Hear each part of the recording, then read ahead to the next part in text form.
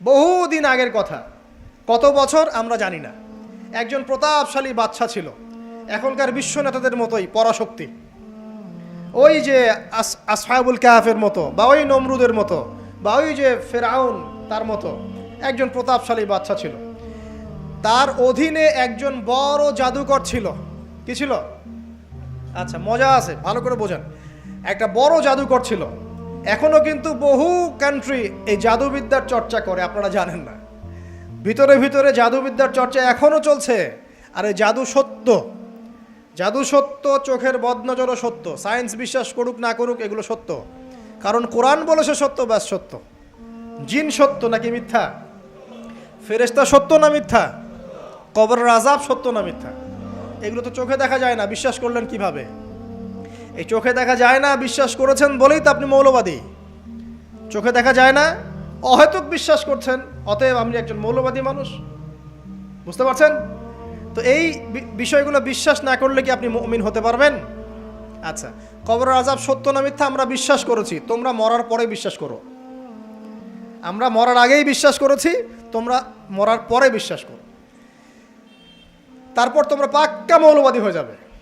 যখন মরার পরে যখন কঠিন কবরের আযাব শুরু হবে, দেখবা যে আইন আল ইয়াকিন। ইয়াকিন কয়েক প্রকার হয়। একটা হচ্ছে আপনার আইন আল ইয়াকিন, হাক্কুল ইয়াকিন, এরকম কথা আছে কোরআনে। মানে আইন আল ইয়াকিন মানে যে চোখে দেখলাম এবার বিশ্বাস করলাম। রব্বানা আবসারনা ওয়া সামি'না ফারজি'না না'মাল সালিহান ইন্না মুকিনুন। আছে না সূরা আলিফ লাম মিম সিজদা? হাফেজে কোরআন যারা আছেন, আল্লাহর সামনে জাহান্নামীরা বলবে, রব্বানা, হে আমাদের রব, আবসারনা, এই যে দেখলাম, তোমার আযাব দেখেছি আমরা, এখন পরকালের কথা। ওয়া সামি'না, এই যে শুনতে পাচ্ছি এখন আযাব, ফারজি'না, আমাদেরকে ফিরিয়ে দিন। কোথায় ফিরিয়ে দিবে? দুনিয়ায়। না'মাল সালিহান, আমরা সৎ কাজ করব, ইন্না মুকিনুন, আমাদের ইয়াকিন হয়ে গেছে। তার মানে সবাই বিশ্বাস করবে একদিন না একদিন, তাই তো? এই ঈসা ইবনে মারইয়ামকে যে মানুষ বলছে ক্রুসিফাইড, তাকে ক্রুসিফাইড করা হয়েছে, তিনি মারা গেছেন, নাউজুবিল্লাহ, বলা হচ্ছে না? আচ্ছা, ঈসা ইবনে মারইয়াম যখন নেমে আসবেন সবাই বিশ্বাস করবে না? সূরা মাইদায় এই জন্যই বলা হচ্ছে যে ঈসা ইবনে মারইয়ামকে যখন পাঠানো হবে, একজন আহলে কিতাব বাকি থাকবে না যে তার প্রতি ঈমান নিয়ে আনবে না। এমন একজন মানুষ তখন খুঁজে পাওয়া যাবে না যে তার প্রতি ঈমান আনবে না আহলে কিতাবদের মধ্যে। ঈসা ইবনে মারইয়ামকে ক্রুসিফিকশন করা হয় নাই। ঈসা ইবনে মারইয়ামকে আল্লাহ রাব্বুল আলামিন তার কাছে উঠিয়ে নিয়েছেন। আর যে আল্লাহ পুরো মহাবিশ্ব চালাতে পারেন, সে একজন মানুষকে উঠাতেই পারেন।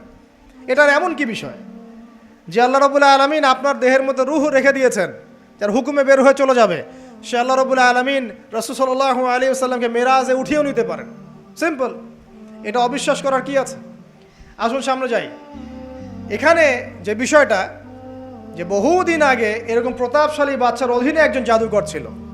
এই জাদুকরের যখন বয়সটা বুড়ো হয়ে গেল, তখন সে তার ওই বাদশাকে বলছে যে আমার তো বয়স শেষ, আমার এই বিশাল জ্ঞানগুলো কি করব? আমাকে একজন বালক এনে দিন, যেই বালককে আমি এসব জাদুবিদ্যা শিখিয়ে দিব। এই যেরকম ছোট বাচ্চাদের মধ্যে একজন। তো এরকম একটা ফুটফুটে সুন্দর বাচ্চাকে খুঁজে বের করা হলো, যে বাচ্চাটা বিচক্ষণ। একে নিয়ে আসা হলো জাদুকরের কাছে। এবার জাদুকর তাকে জ্ঞান শিখায়, জাদু শিখায়। জাদু শিখাতে শিখাতে শিখাতে শিখাতে সে একটু পরিণত হচ্ছে, মানে কৈশোরে পদার্পণ করল। এখন সে যখন জাদু শিখতে আসে, আসার পথে রাস্তায় দেখে একজন পাদ্রী আছে। পাদ্রী মানে কি? পাদ্রী মানে দরবেশ, মানে যে আল্লাহ বিশ্বাস করে, হয়তো আগেকার আসমানি কিতাবে সে বিশ্বাস করত। এমন একজন পাদ্রীর সন্ধান সে পায়। সে ওই পাদ্রীর কাছে গিয়ে বসে। সেই পাদ্রী তাকে আসমানি কিতাবের যে মর্ম, যে বাণী, এগুলো শোনায়। তার কাছে খুব ভালো লাগে যে মাশাআল্লাহ, এটার ইমানের স্বাদ। যে যখন কোরআন শুনি আমাদের ভালো লাগে না, আসমানি কিতাব যখন শুনে তার কাছে ভালো লাগে। সে বলে যে আমি এটা শিখতে চাই। তখন এই পাদ্রী তাকে বলে, তুমি তো জাদু শিখতে যাও এই বাদশার দরবেশের বাদশার জাদুকরের কাছে, যদি ওরা জানতে পারে তাহলে তো সমস্যা। তাহলে উপায় কি? যখন তুমি ওখানে যাবে, যখন দেরি হয়ে যাবে, তখন বলবে বাসার থেকে বের হতে দেরি হয়েছে, বাসার থেকে বের হতে দেরি হয়েছে। আর আমার এখানে বসে যখন বাসায় যাবে, তখন বাসায় গিয়ে বলবে যে ওখান থেকে, ওই যে জাদুকরের কাছ থেকে আসতে দেরি হয়েছে। মানে কৌশল অবলম্বন করতে তিনি শিক্ষা দিলেন। কৌশলের প্রয়োজন আছে না? উদউ ইলা সাবিলি রাব্বিকা বিল হিকমা, হিকমার দরকার আছে না? সত্য থেকে সরে গিয়ে নয়, কিন্তু কৌশল তো করার দরকার আছে। নবী সাল্লাল্লাহু আলাইহি ওয়াসাল্লাম যে হিজরত করেছেন, মক্কা থেকে মদিনা চলে গিয়েছেন, সবাইকে জানান দিয়েছিলেন, এই শোনো আমি হিজরত করছি, জানান দিয়েছেন? রাতের বেলা বের হয়েছেন, কৌশল, রাতের বেলা বের হন নাই, এবং তাকে মারার জন্য চারপাশ থেকে লোক ঘিরে রেখেছিল, এর মধ্য দিয়ে আল্লাহ রাব্বুল আলামিন তাকে বের করে নিয়ে গেছে। তিনি কি সবার সামনে ফেসবুকে জানান দিয়েছেন, এই দেখো আমরা বেরোচ্ছি? তো তোমরা তো কৌশলই বুঝো না দিনের কাজের, যে কাজ হবে 1%, আইওয়াশ হবে 99%। এখনকার এই যুগ, হ্যাঁ, দিনের কাজ হবে 1%, আইওয়াশ শোডাউনই বেশি। এই শোডাউন করতে করতে মানুষের চোখ লাগে, যত চোখ লাগে তত সমস্যা সৃষ্টি হয়, এবং আস্তে আস্তে আস্তে আস্তে দিনের দায়রা মাইনাস হতে থাকে। এই যে এই বিষয়টার পিছনে তোমরাও দায়ী, কৌশল তো বোঝো না। তো স্মার্ট এবং বিচক্ষণ মুসলিমদের বড় অভাব আছে এখন পৃথিবীতে। যতক্ষণ পর্যন্ত বিচক্ষণতা অর্জিত হচ্ছে না, ততক্ষণ পর্যন্ত ইসলামের বিজয় হচ্ছে না, এটা মাথায় রাখেন। তারপর সামনে যান। এবার এই বাচ্চা খুব সুন্দর করে ব্যালেন্স করলো, একবার এখানে যায়, একবার ওখানে যায়। এই করতে করতে ওই যে জাদুকরের ইন্তেকাল হয়ে গেল, মারা গেল জাদুকর। এবার এই বাচ্চার কাছে মাশাআল্লাহ অনেক এলেম কালাম আছে। এদিকে সে পাদ্রীর জ্ঞানে দীক্ষিত হচ্ছে। দীক্ষিত হতে হতে তার মধ্যে আল্লাহ পাকের প্রতি একটা পরিপূর্ণ ঈমান চলে আসে, সে মুসলিম হয়ে গেল, আলহামদুলিল্লাহ।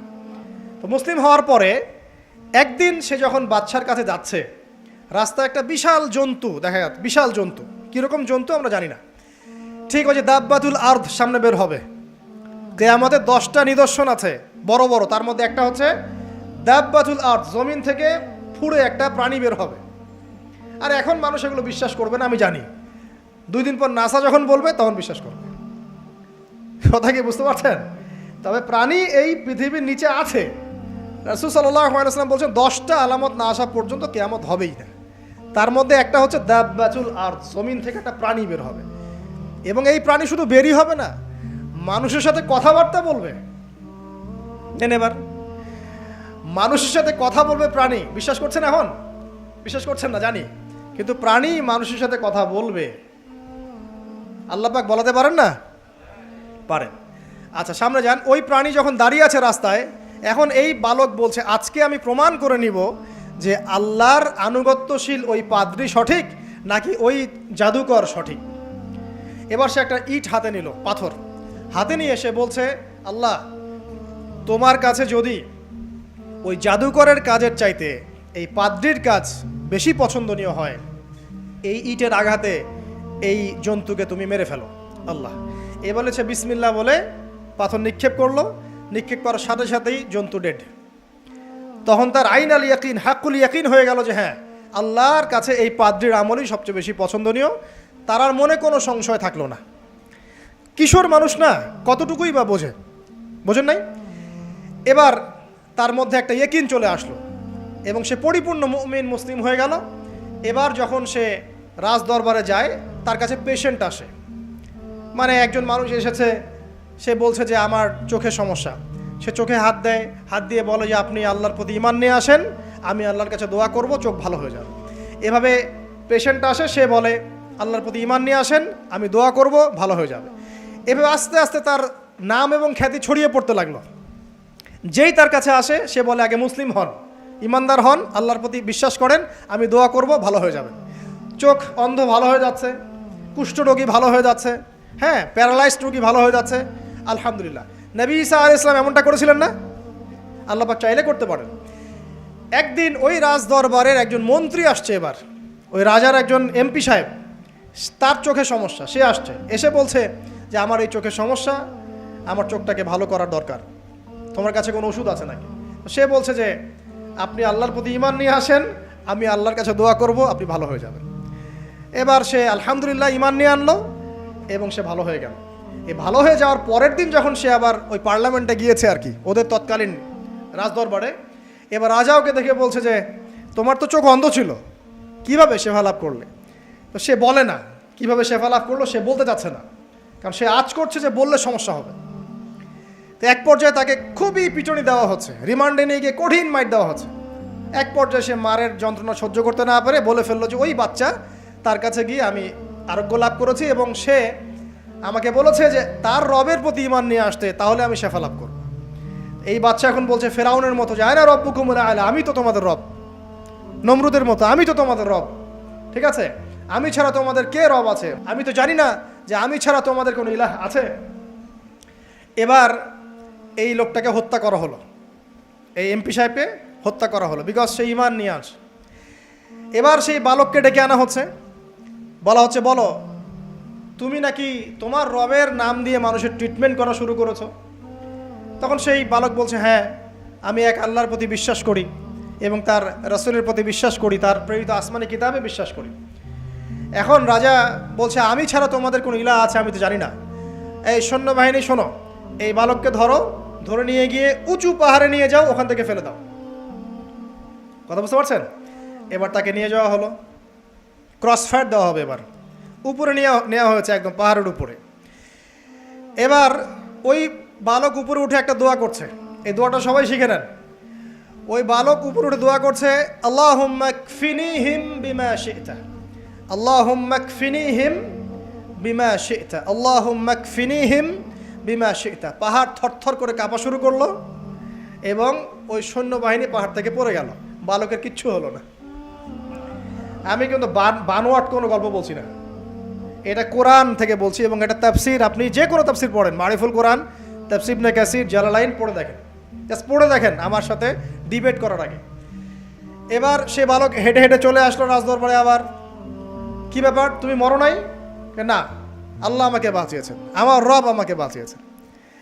আবার পাঠানো হচ্ছে আরেক দল সেনাবাহিনীকে নিয়ে, যাও এবার ওকে সমুদ্রে নিয়ে যাও, সমুদ্রের মাছ সমুদ্রে ডুবিয়ে দিবে একদম। আবার সে ওখানে গিয়ে বলল আল্লাহুম্মা কফিনিহিম বিমা শি'তা, হে আল্লাহ, অর্থ হচ্ছে হে আল্লাহ আমার বিপক্ষে যারা আছে আপনি যা দিয়ে ইচ্ছা ওদের বিরুদ্ধে আমাকে সাহায্য করেন। অর্থটা হচ্ছে এমন, আল্লাহুম্মা কফিনিহিম বিমা শি'তা, আল্লাহ আপনি আমার জন্য যথেষ্ট হয়ে যান, ওদের বিরুদ্ধে আমার জন্য যথেষ্ট হয়ে যান, যা ইচ্ছা তাই দিয়ে আপনি হেদায়েত করুন, মানে আমাকে হেফাজত করুন। ঠিক আছে? আল্লাহুম্মা কফিনিহিম বিমা শি'তা, ছোট্ট দোয়া। এবার ওই সমুদ্র উত্তাল হওয়া শুরু করলো এবং ওরা জাহাজ থেকে পড়ে গেল। এই বাচ্চা সেফলি আবার চলে আসলো রাজদরবারে। বিশ্বাস করছেন না? চলে আসলো। এবার আসার পরে বলছে শোনেন, আমাকে এভাবে মারতে পারবেন না, আমাকে এইভাবে মারা যাবে না, আমি আপনাদেরকে বলে দিচ্ছি কিভাবে আপনি আমাকে মারতে পারবেন। তো বাচ্চা বলছে কিভাবে মারতে পারবো বলো। তখন সেই বাচ্চাটা বলছে যে আপনি সমস্ত এলাকার মানুষকে এক জায়গায় জড়ো করবেন, মানে পুরো নেশনের যত মানুষ সবাইকে একটা মাঠে নিয়ে আসবেন, মাঠের মাঝখানে একটা গাছ রোপণ করবেন বা একটা কিছু স্তম্ভ নির্মাণ করবেন, সেখানে আমাকে বেঁধে ফেলবেন। বেঁধে ফেলার পরে আমার এই ধনুক থেকে একটা তীর বের করবেন, তীর বের করে আপনি নিজ হাতে এই তীরটাকে নিশানা দিবেন, দিয়ে বলবেন বিসমিল্লাহ আল্লাহর নামে, বিসমিল্লাহ আল্লাহর নামে, বিসমিল্লাহি রব্বি হাযাল গোলাম বলে ছুড়বেন। অর্থ হচ্ছে আমি এই রবের, আমি এই বাচ্চার রব, আমি এই বাচ্চার রব আল্লাহর নামে তীর ছুড়লাম, এটা বলে তীরটা নিক্ষেপ করবেন, তাহলে আমি মরবো, তার আগে মরবো। কথা কি বুঝতে পারছি? এবার তাই করা হলো, সমস্ত এলাকার মানুষকে এখানে জড়ো করা হলো। কথাটা ভালো করে বোঝেন, সমস্ত এলাকার মানুষ মানে কি ওই এলাকার সব মানুষ, মানে মুমিন কাফের যে আছে সবগুলাকে একত্রিত করা হলো। করার পরে বাচ্চাটাকে এভাবে একটা জায়গায় বেঁধে দেওয়া হয়েছে, খেজুর গাছে, তাফসিরে এসেছে খেজুর গাছে। এবার সে এখান থেকে তীর বের করে বাচ্চা বলছে বিসমিল্লাহি রব্বি হাযাল গোলাম, নিক্ষেপ করলো। তীরটা ঠিক, আল্লাহ পাকের দৃষ্টি দেখেন এত সূক্ষ্ম, ওইটাই বর্ণনা করেছেন। তীরটা ঠিক বাচ্চার এই জায়গায় লেগেছে, এই যে মাথার এখান থেকে লেগে এদিকে বের হয়ে গেছে। ছেলেটার বাচ্চা ওই বাচ্চা ছেলেটার এই যে কপালের এই পার থেকে এই পার পর্যন্ত তীর চলে গেল এবং বাচ্চাটা শহীদ হয়ে গেল আলহামদুলিল্লাহ। এবং এই বাচ্চাটা যখন মারা গেল বা শহীদ হয়ে গেল, আর সারা এলাকার মানুষ কি দেখলো? দেখলো যে বাচ্চা তাকে দুইবার চেষ্টা করে মারতে পারে নাই, কিন্তু তার রবের নাম যখন নেওয়া হয়েছে, আল্লাহর নাম নেওয়া হয়েছে, মারতে পেরেছে। দেন পুরো এলাকার সমস্ত মানুষ মুসলিম হয়ে গেল আলহামদুলিল্লাহ। একজন বাচ্চার জীবনের বিনিময়ে সমস্ত এলাকার মানুষ ইসলামের হেদায়েত পেয়ে গেল আলহামদুলিল্লাহ।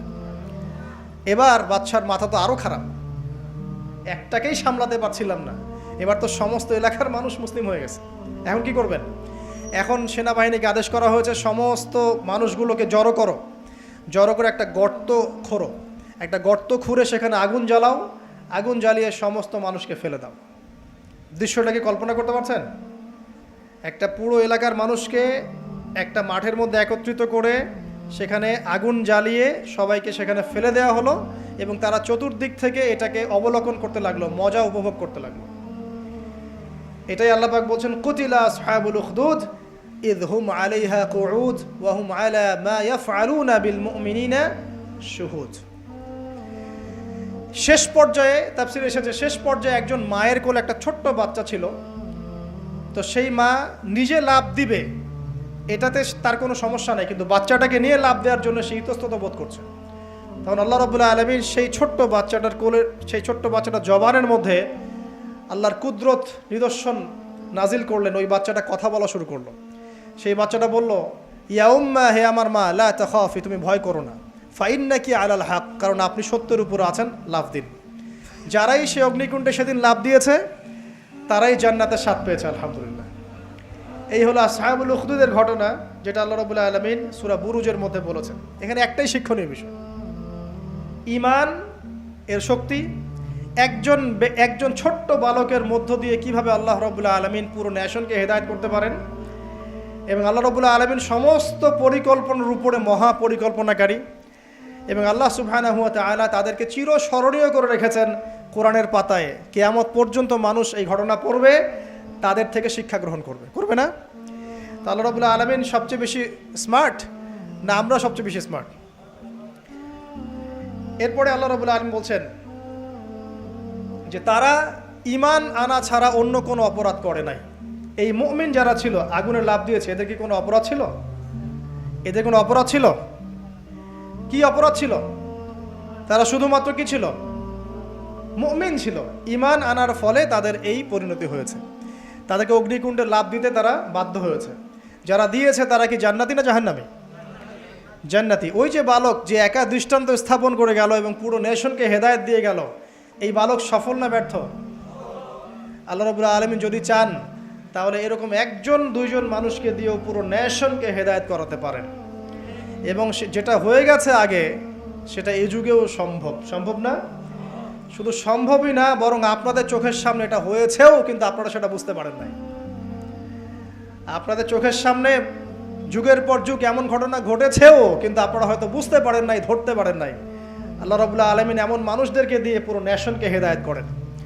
কিছু মানুষকে আল্লাহ পাক পরীক্ষায় ফেলেন, তাদের মধ্য দিয়ে আল্লাহ পুরো নেশনকে হেদায়েত করতে পারেন, আলহামদুলিল্লাহ। আসহাবুল উখদুদের এই বাচ্চার মধ্যে আমাদের সবার জন্য নিদর্শন আছে। আল্লাহ পাক আমাদের সবাইকে প্রকৃত ঈমানদার হওয়ার তৌফিক দান করুন, বেশি বেশি আমল সালেহ করার তৌফিক দান করুন, ঈমানের উপর দৃঢ় থাকার তৌফিক এনায়েত করুন, এবং দৃষ্টান্ত স্থাপন করার তৌফিক দান করুন, এবং যে কোনো রকম দৃশ্য অদৃশ্যের বিপদ আপদ বালা মুসিবতের বিপক্ষে আল্লাহ পাকই যেন যথেষ্ট হয়ে যান, আমিন।